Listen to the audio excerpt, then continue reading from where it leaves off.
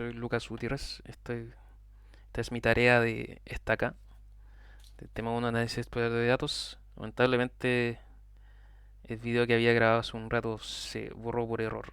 La verdad no pude saber por qué. Primera vez que grabo en un computador. Eh, pero bueno, prosigamos. Eh, bueno, empezamos. Estos son las librerías que importé. Cada una debido a que Panda sirve para tratar la data. Seaborn lo puedo usar para graficar, ¿cierto? Y plotear. Tabulate y IPython Display lo uso a veces para mostrar la data en los Jupyter Notebooks de manera más amena. Y Matplotlib también sirve para plotear igual que Seaborn. Aquí cargo la data de cada muestra, que es la data de la semana y la data del fin de semana. Y aquí concateno la data de ambos conjuntos en caso de deber usarla. Y de hecho se usa después en un poquito más abajo. Bueno, describa la población del fenómeno aleatorio de estudio, la variable asociada y las dos muestras a trabajar. Bueno, nuestra población serán las ventas históricas diarias que la empresa vende zapatillas, ¿cierto? Ya que la población es toda la venta histórica y la muestra es solo un conjunto de estas ventas históricas que es la que corresponde al año 2019. Estas se separan en dos muestras más pequeñas que son las de los días de semana y de los días de fin de semana. B. Comparemos las ventas de cada conjunto a través de puntos centrales de tendencia, que son la media y mediana, y si encontramos razonables los resultados de las ventas de cada conjunto, ¿por qué y qué indica sesgo? Bueno, creamos primero unas funciones de ayuda, ¿cierto? Que nos van a sacar el promedio, y la mediana, que es la suma de los valores partido por el largo de los valores. Esta recibe también una lista, y si claramente el largo de los datos es impar, solo tenemos que sacar el valor del medio, a diferencia de si la cantidad de datos es par, que tenemos que sacar los dos valores más del medio, sacar el promedio entre estos dos valores como está acá. Bueno, entonces generamos nuestra comparación aquí, pasamos estos valores a lista para seguir el type hint que puse acá en la función, ¿cierto? Sacamos el sesgo de cada conjunto, muestra mejor dicho, y esto lo mostramos en una tabla, que aquí como ven, para dejar un poquito más amena la data. Entonces, tenemos que durante la semana la media es de 4,5, la mediana de 3 y el sesgo de 1,5, mientras el fin de semana la media es de 14,7, la mediana es de 14 y el sesgo de 0,7. Bueno, con esto podemos ver que los días de fin de semana traen alrededor de 3 veces el promedio de las ventas de la semana, ¿cierto? Es mucho más que se vende los fines de semana respecto a la semana, impresionante. Bueno, igual esto es esperable porque los fines de semana la gente tiene más tiempo para ir a comprar, entonces claramente las ventas serán mucho mayores durante el fin de semana. También podemos ver gracias al sesgo que si las compras de los fines de semana son altas, el sesgo es positivo, ¿cierto? 0,7, pero es bajísimo respecto a a la magnitud de estos valores, que es, sesgo no es más que un 0, o sea, más que un 5% del valor de la mediana, súper poco. Mientras tanto, los días de la semana el sesgo es muy positivo. Nos damos cuenta que es un 50% más de lo que es la mediana, es mucho más. Entonces, con esto podemos deducir que pueden haber valores muy altos, outliers, que estén generando este sesgo en, en la semana. Por lo tanto, hay unos cuantos días con ventas altas durante la semana. La distribución entre ambas conjuntos muestras varía. Analiza y compara través de dispersión presente usando la desviación estándar, ¿cierto? Aquí tenemos la desviación estándar. Aquí tenemos la varianza. La varianza la sacamos en base a la sumatoria del valor menos la media, esto al cuadrado por cada valor en los valores, ¿cierto? Y esto es una sumatoria y lo partimos por los grados de libertad, que es el largo de los valores menos uno. A base a esto sacamos la desviación estándar, que es la raíz de todo esto, ¿cierto? Aquí lo dejamos con un decimal extra como se nos pidió acá y cómo se debe utilizar. ¿Por qué 1 y no 2, no 3? Porque el valor de los datos son enteros, entonces solo dejamos con decimal. Aquí imprimimos la desviación estándar durante los días de semana y fin de semana, ¿cierto? nos damos cuenta que la desviación estándar es mucho más grande que incluso el promedio durante los días de semana, mientras que la desviación estándar durante los fines de semana es un poco más de un tercio del promedio de la magnitud de los días de fin de semana.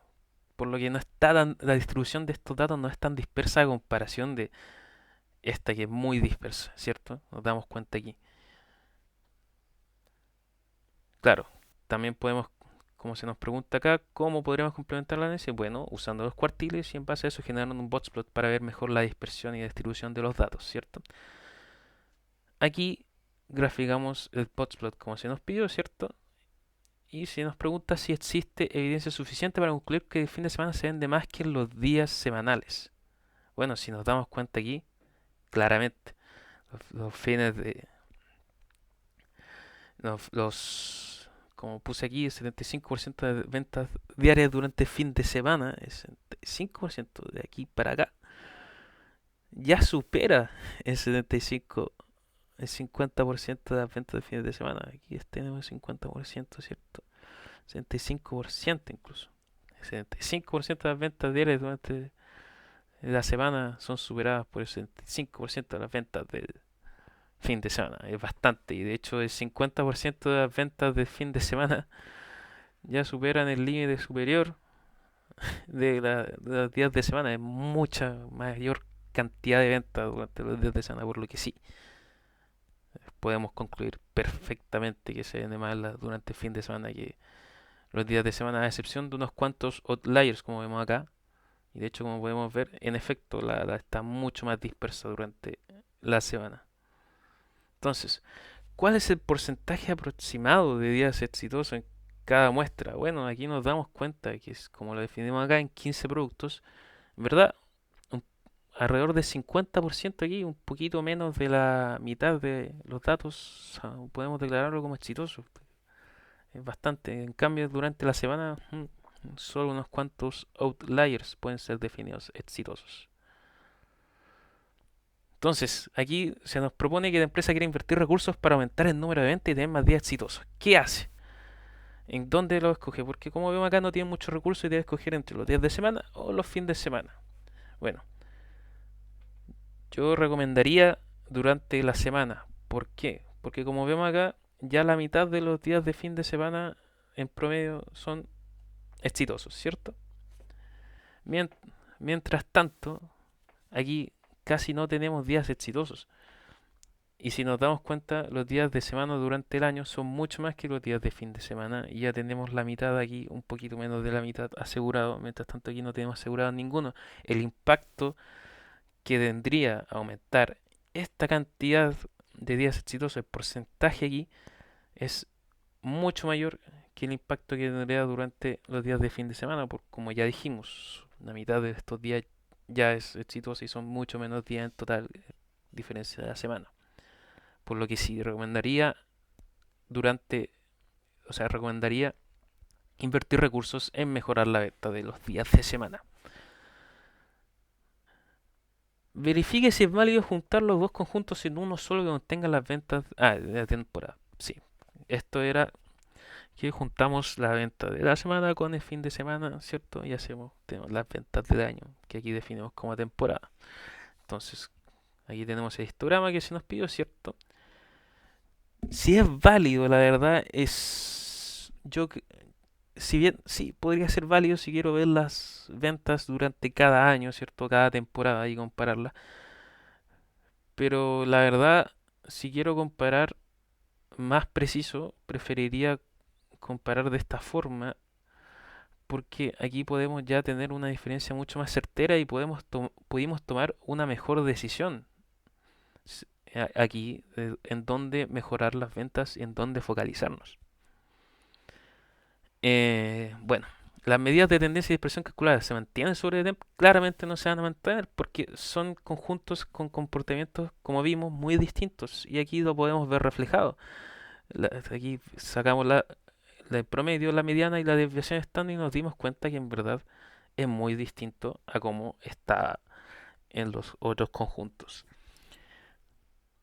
Bueno,